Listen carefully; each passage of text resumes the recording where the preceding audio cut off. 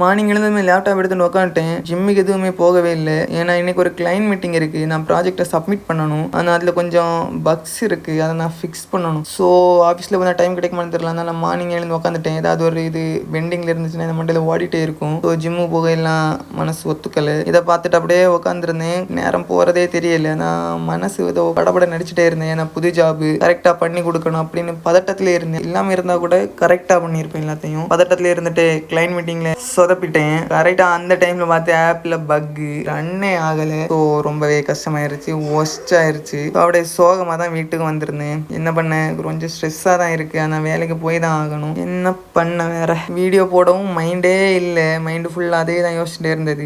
இன்னைக்கு இப்படி ஆயிடுச்சேன்னு அப்படியே யோசிச்சுட்டே இருந்தேன். சரி அப்படியே விடுவோம்னு சொல்லிட்டு வீடியோ எடுத்து அப்லோட் பண்ணி போட்டேன். ஆனால் வேலை முடிச்சு வரும்போது ஒரு வியூ பார்த்தேன் வானத்தில். அதை பார்க்கும்போது கொஞ்சம் நல்லா இருந்தது. இந்த மாதிரி 1-2 வியூ தான் நமக்கு கொஞ்சம் மனசை ஆறுதல் படுத்துது.